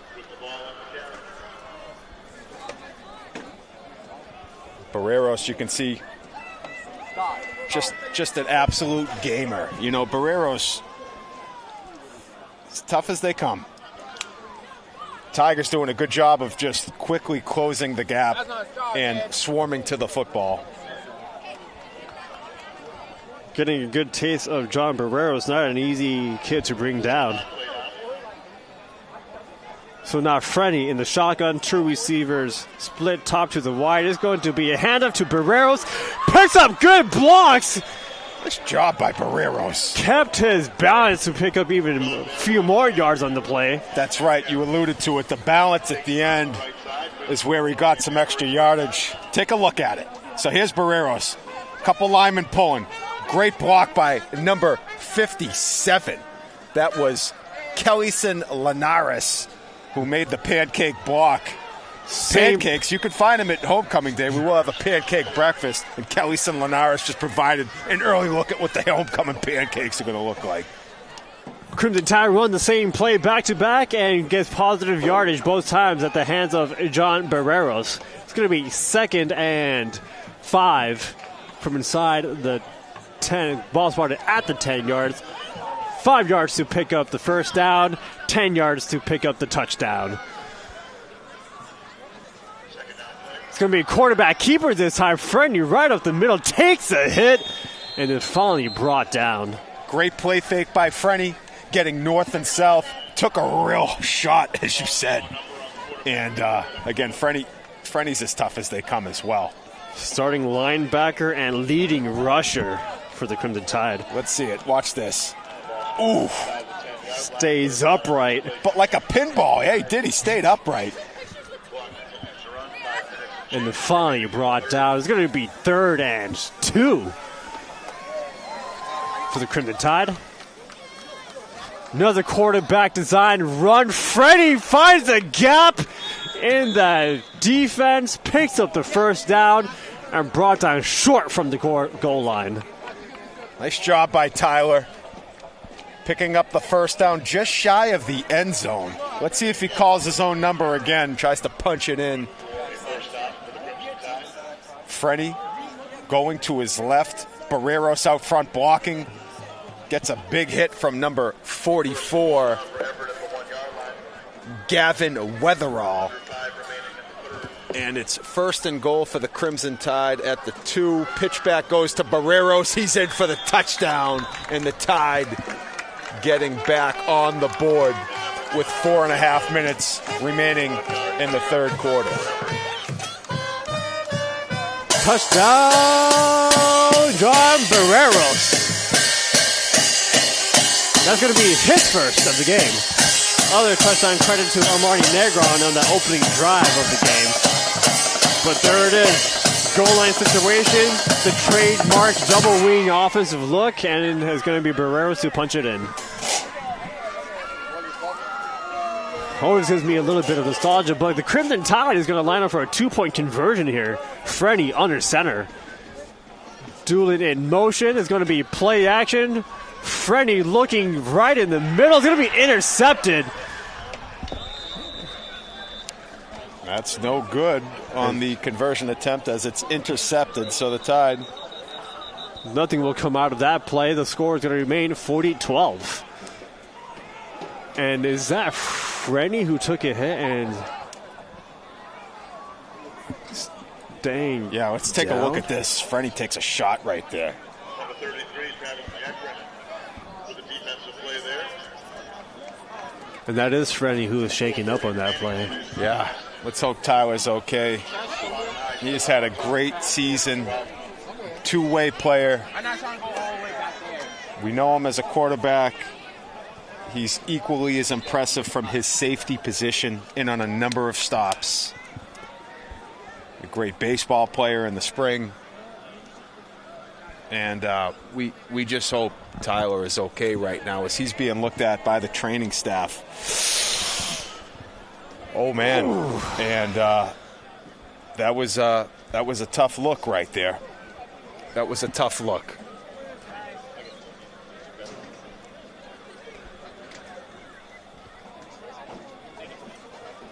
So right now, staff tending to Tyler Frenny, you get a look at the sideline as they're aware of the situation.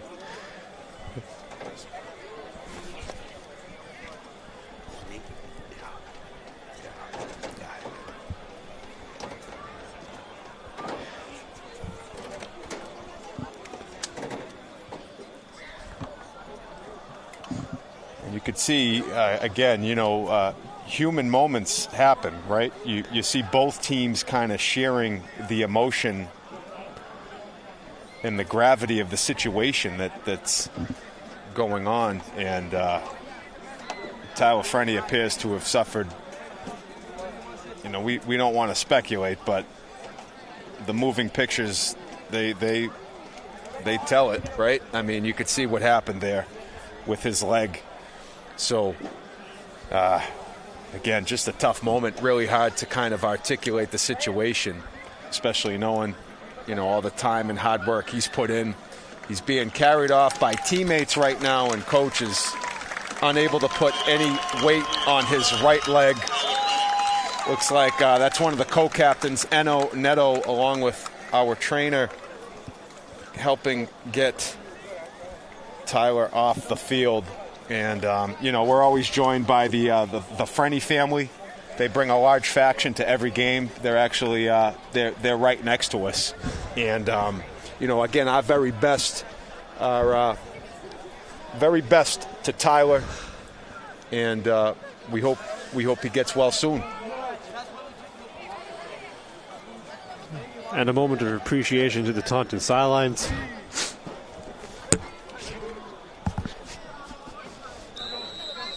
Absolutely, yeah, no, definitely. You had good human moments all around. Taunton paying the respect, and we'll hope the best. All right, we're back in play here. 40-12 is the score. We have 4 minutes and 23 seconds remaining here in the third quarter.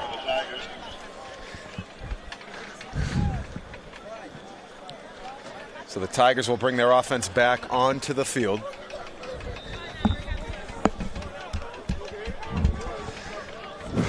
Taunton will start off at the 40-yard line, 1st and 10. Keenan still out there running the offense. Their high-octane offense.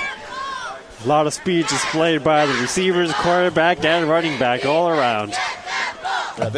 First look for number 22 of Taunton. First carry, Luis Sanchez. Yeah. Sophomore. Good stop up the middle. And you are witnessing a very strong Taunton Tiger team. This is definitely one of the things that caught my attention coming into this game. While we've had success against them in the most recent years, it seemed like this might be their team where they're really starting to rise. And it really told me in that loss to North Attleboro, a power like that, losing to them 17-14, a game in what North Attleboro Red Rocketeers had to rally to come back and win. That told me that this Taunton team has something. Their quarterback is legitimate. There's a good look at him right there as he takes it into the open field. Dylan Keenan. Jeremiah Joseph on the chase down. Huge gain on the play. But right on cue, like this kid Keenan is next level. He's a big-time quarterback. He is a senior. And you're a Tiger fan. You're feeling real good about the outfit that is on the field wearing the black and orange. They look good. Been doing it through the air, high efficiency, and also on the ground. 6 of his receptions at the hands of Jeremy Neef, number 7.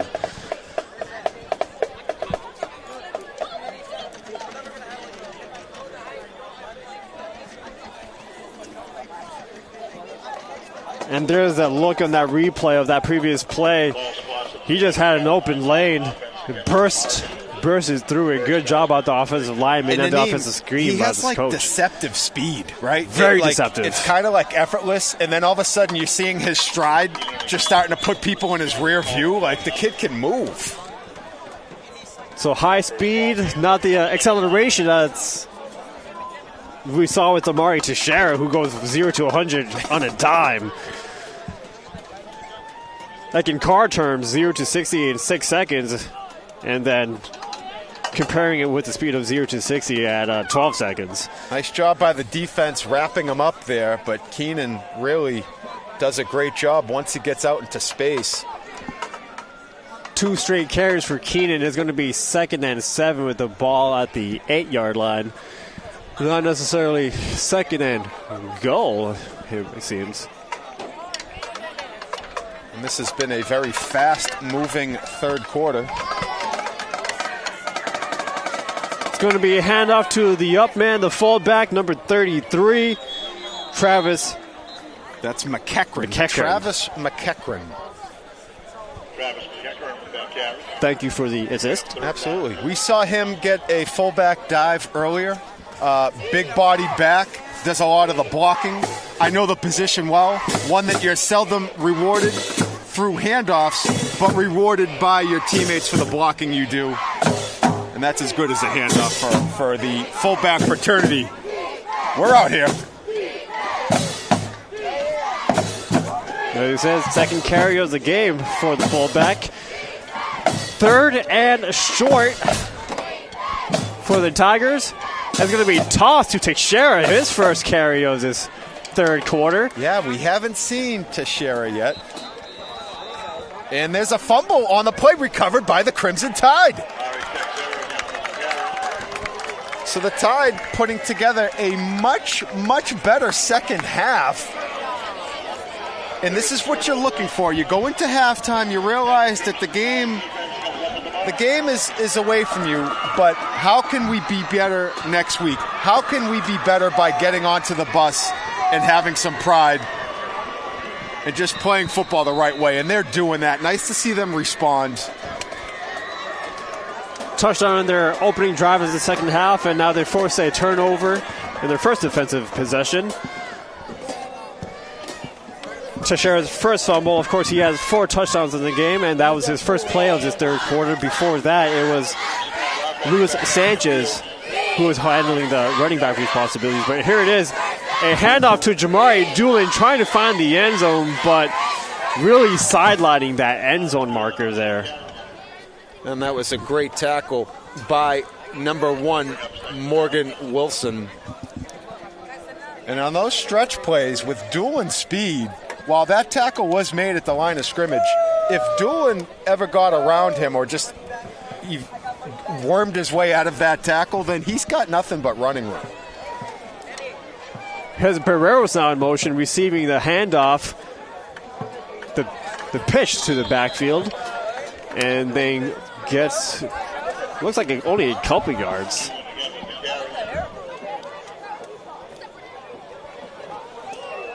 Actually, yeah, that's right. A couple yards on that play by John Barreros. So it's 3rd and 10 now. Crimson Tide on the 4-yard line.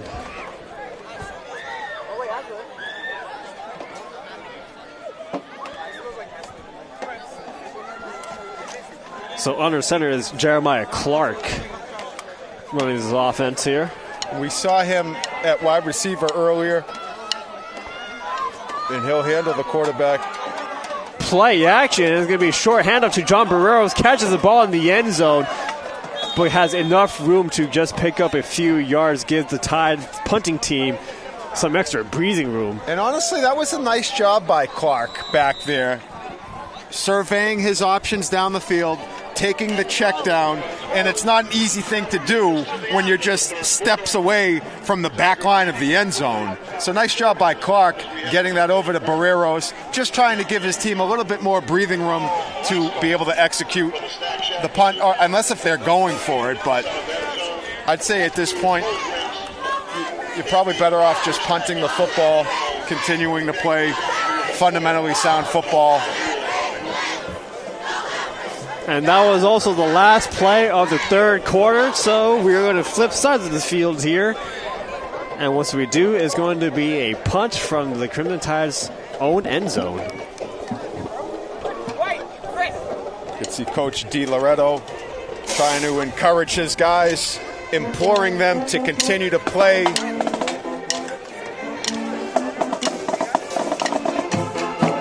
And next week is a much-needed bye week for the Crimson Tide. They've been putting in a lot of days. They had a short week following this Varian game as they face off BC High on a Thursday.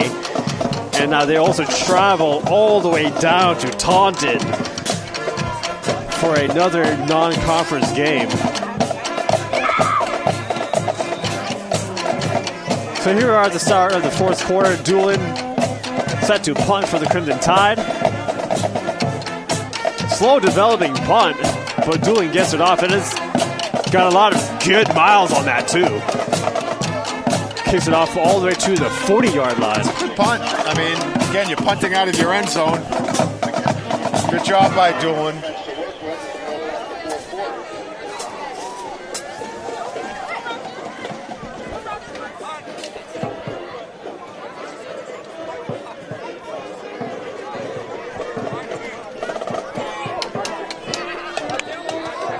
There's a good look at Jamari Doolin talking with our very own Vess Thoreau and Amanda Vitero also in the shot. Nice job by our crew. And that's Keenan back out on the field once again in the second half. It's going to be Neef in motion and a handoff to Neef. That's his first carry of the game. And Crookie met at the line of scrimmage, fought for an extra few yards. It's going to bring a 2nd and 3.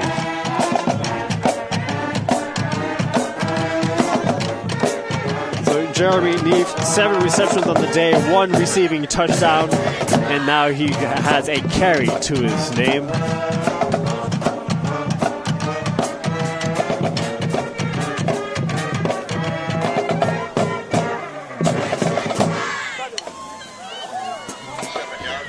Two receivers bunched up to the bottom, and it's going to be number 22 on the carry, Luis Sanchez. Looks like he's handling the running back responsibilities for the majority of the second half. And he is a sophomore, class of 2028. Wow.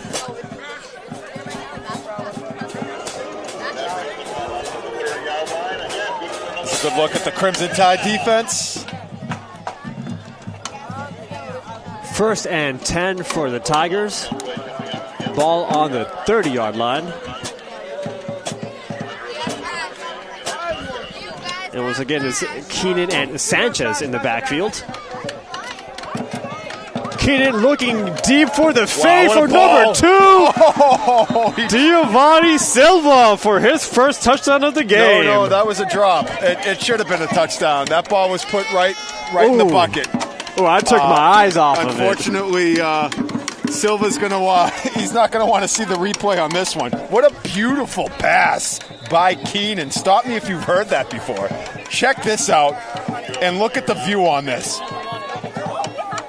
Keenan delivers a ball that was tightly wound from the knitting circle and just, oh man. Oh. You can't get it any better than that.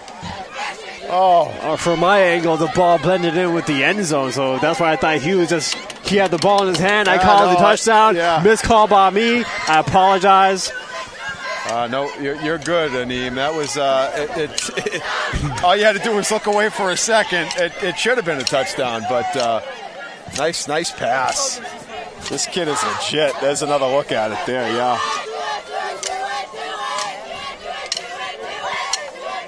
With that drop, it's going to be 2nd and 10 for the Tigers. There was a Taunton player injured on that play, and he is walking off on the field now.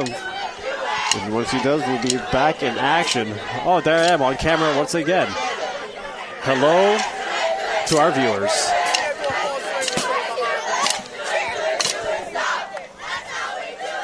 So the next Taunton touchdown will bring on running time as it works. We've talked about this, but of course we always want to spell out the rules. So 42 points in the third quarter or 30 points in the fourth quarter. Those are the margins that you have to incur the running clock. Math was never my strong suit, but right now the Tigers have a 28-point lead. That was Michael Braxton III on that carry, that sweep play. That's his first carry of the game. First time I think we're calling his name as well. Runs into a group of Crimson Tide defenders. And on his first carry of the game, he picks up 5 yards, and it'll be 3rd and 5 for the Tigers.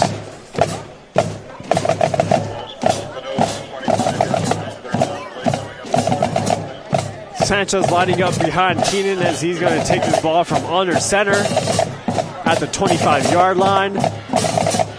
Play action, looking down, and he might dump it off. Incomplete pass. Ball was just a little bit behind Neef. And I think that would be his first drop on the game for Neef. Yeah. So play action, Keenan rolling to his right. And yeah, ball just a little bit behind Neef. He had to spin it around. That would have been that one. That's a tougher catch right there. Your ball's going behind you. Once again, great job from our crew bringing you the action. Taunton's going to go for it on 4th and 5 here. Keenan looking to pass. Tries to dump it deep to Braxton, the third, and it's going to fall incomplete. Tide is going to take over on downs at their own 25-yard line.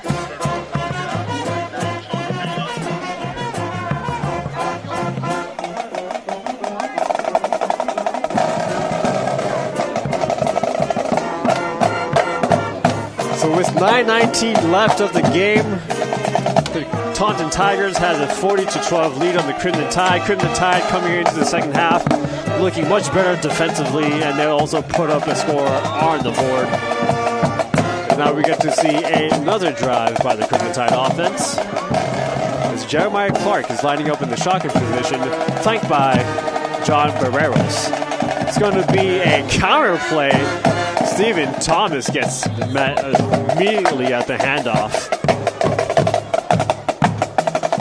There's Thomas, a junior. That's his first carry of the game tonight? I think it's his second carry. Okay. Comes into this game, 14 carries for 59 yards in the season.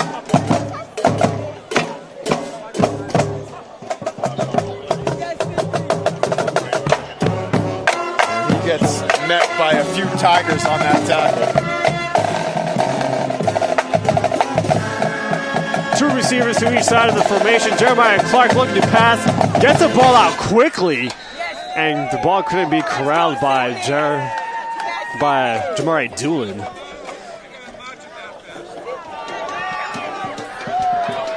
It's a good look for Clark, had plenty of time. Ball just a little bit too low for Doolin. It's going to be 3rd and 11 for the Crimson Tide.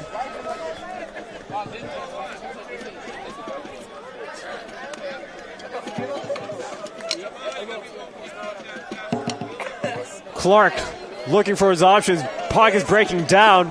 Maintains his composure, but once again falls short looking for Jamari Doolin. Incomplete pass.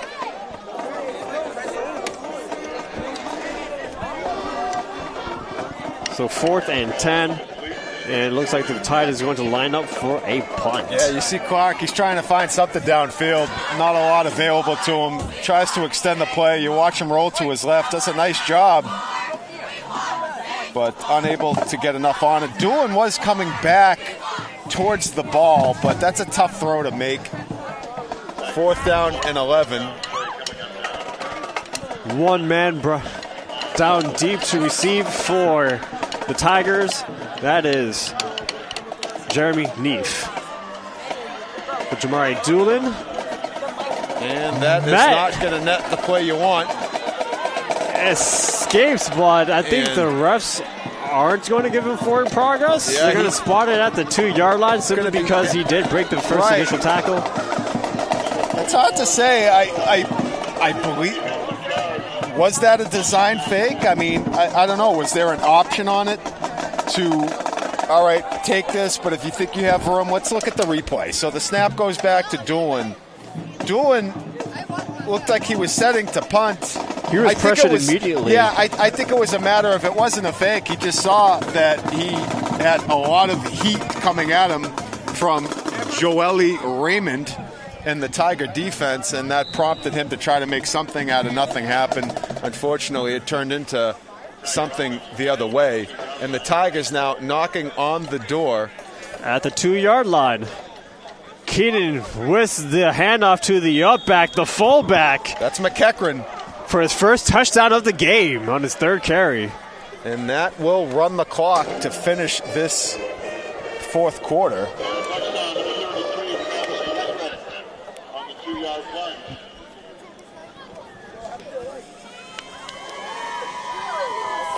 And there it is. The clock is going to continue to run from this point on.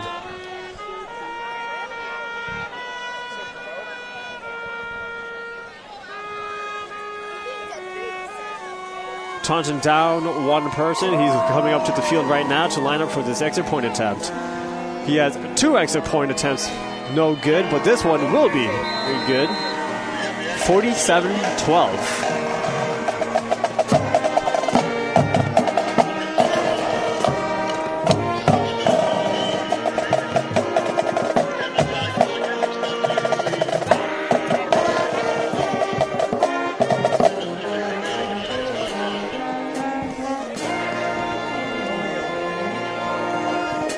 There's a look at the Crimson Tide sideline and the Tigers, who have been outstanding here tonight. We mentioned about their wrestling team, but they're also known for their softball team, who've won back-to-back state championships in Division I. Talk about it. Let me tell you something. They had a couple. 2 years ago, their pitcher, I think, went to LSU, and then this past year, it might have been Virginia Tech. Like, they're not just dominant on the diamond, they're sending their athletes to big-time schools. And just a couple years ago, they pulled off not only the softball state championship, but the baseball team won the state championship.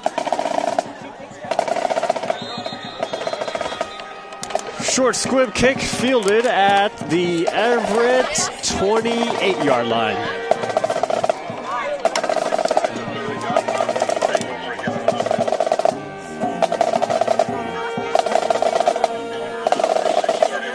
Taunton High School, the 6th largest high school by student enrollment, first being Brockton High School. Nicknamed the City of Champions, I believe. That's right. That's right. I think they earned that title from when they had the famous hometown homebred boxer. Oh, yeah. I forgot the name of the boxer. Do you happen to remember, Josh? Rocky Marciano. Yes, that's the name. John Barrero, soft tackle, gets good yardage on that play.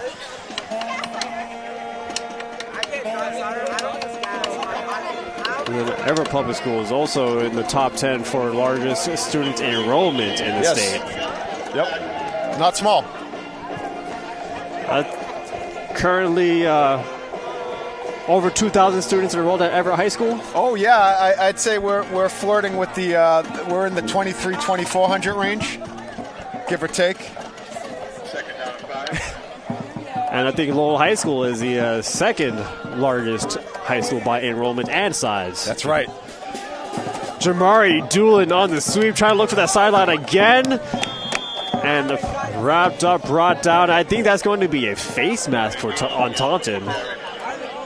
So that could give Everett the first down, if that is indeed the call made by the refs.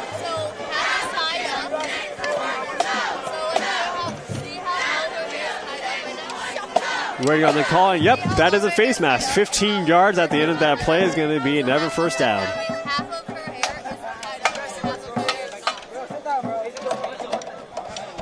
Taunton giving up the most penalty yardage tonight.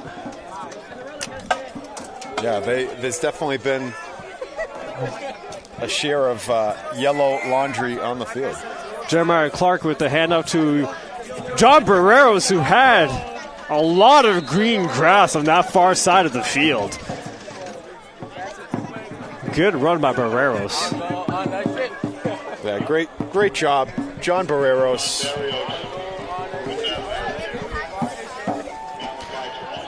Here's a look. Yep, he had a lot of green grass on the far side of the field. Finally brought down by Malachi Torin. And good stiff arm at the end of the play by Barreros. 2nd and 9 after an 8-yard gain by Barreros. 9-yard gain. Jeremiah Clark surveying his options, has plenty of time to pass, decides to take off. Very elusive in the backfield and makes it back to the line of scrimmage. I tell you what, it was about a 2-yard gain. It's enough to pick up a first down, and it might have been the most electric 2-yard gain you're going to see. Look at this. Happy Feet Clark. He's up there. He's tiptoeing. Look at this. Gets back, stretches it out again. And then he's just going to make enough to move the sticks. Nice job, Jeremiah. Great vision of the field. Knew where the defenders were, knew what moves he had to make, and of course he had the time to look at all his options downfield. And it's going to be a quick slot screen to Stephen Thomas. Cuts it back into the inside and then spun around for a tackle. Yep. That's going to be a penalty on Taunton. It's going to be... could be a first down here. And actually, that went to number 25, Rashawn Bellany. You're right. It's tough. The 5 and the 6, they can look very similar from where we are. And Thomas is obviously also in the game, but that was Rashawn Bellany with, I believe, his first catch of the season.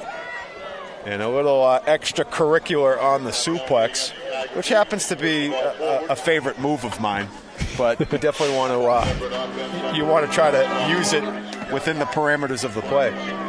Jeremiah Clark back down to pass once again in the shotgun.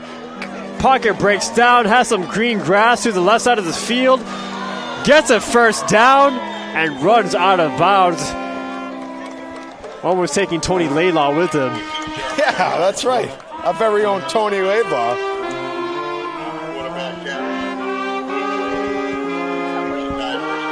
And there it is.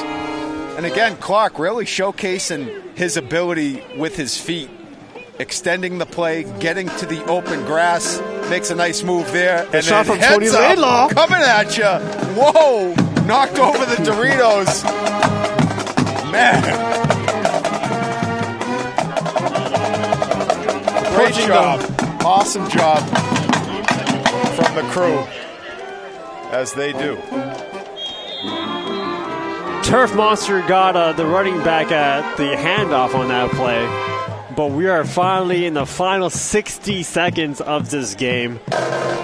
Tide trying to get on the scoreboard one more time. Jeremiah Clark building up a great drive in this fourth quarter. Quick to line up. And looks in the middle, deep to Jamari Doolin. Talk about a dime. He's in. What a dime. Jeremiah Clark, first throw passing touchdown of the season. That's right. Clark to Doolin in the back of the end zone. Check this out. Watch this. Oh, excellent. Watch the toe touch. Great job. How about that coverage? Nice job on the replay. Excellent job. The maestro, Justin Hahn, getting the shots. Jonathan Bird marching, tickling in the slow-mo replay. Tony Laidlaw with the shot on the camera. Excellent job. We're going to shout out more crew, but let's get into our post-game. Aneem, what do you got? Well, back to that last play. Once again, I'm happy to see Jeremiah Clark, the junior for the Crimson Tide, to put up a very impressive drive. He showed a great patience, great decision-making, doing it with his legs and through the air. And that will bring up the score for the Crimson Tide to 18. The whistle will blow at the end of that touchdown because it is running time. So the final score for this game is going to be 47-18. No shot of a two-point conversion or an extra point attempt. But we're happy to see that the Crimson Tide is getting a well-deserved break in the bye week after this game. They've been on the road to Westward, to Taunton. Not easy drives to get to. They face tough non-conference opponents, non-conference opponents in the top 25 in the MIAA power rankings. And then they come back October 24th. No, so next game actually. So yeah, they come back home. It's Saturday, October 25th. So October 25th, right. Saturday. That's our homecoming game. That's correct. And our honorary ceremony for John DiBiase Jr. as he gets a special shout out for his career at Everett High School, and of course the newly renovated field in his name. So we hope that you could join us for this Saturday broadcast on the Everett Homecoming Day, October 25th. Josh, back to you for any final thoughts or comments. Yeah, I mean, I just, overall, the way the second half went, I really did, the Crimson Tide played much better in that second half. I guess there was only one way it could go, but they did. They definitely put their best foot forward, played with a lot more heart and pride, and that was good to see. For the Taunton Tigers, again, quite a football team they have over on that sideline. They really showcased it in all facets of the game. Dylan Keenan is one of the top quarterbacks in the area, and you just have to really tip your hat to the job that the Tigers really did tonight with the, under the direction of their head coach, Brad Sidwell. So they have quite a product over on the Tiger sideline, and they'll be a force to be reckoned with here in Division I. But we definitely just want to hype up all of our team and our crew, giving a shout out. I definitely like to acknowledge our crew. We're going to wrap with this, but as we mentioned, you got Matt Laidlaw producing, Justin Hahn directing, our video engineer Joe Camley, replay Jonathan Marchant, our center camera one David Hahn, cameras out in the field. We got Alex O'Donnell on the scaffold, and Vessel and Thoreau. He was actually doing some photography work. Evan Hubbard was on camera. Anthony Laidlaw, Jeff Natio doing some scoreboard and streaming tech. How about our PAs, our production assistants, Alexis Aguilar. George Holman's up on the booth in Taunton. He's doing the coach's camera. We were joined with Aneem Osmani, and of course Amanda Vertero also joined us. I'm Josh Delgazo. We thank you for joining us. We are now going to pack up shop and make our way home. And stay tuned. We'll be back with another broadcast very soon, everybody. Enjoy the night.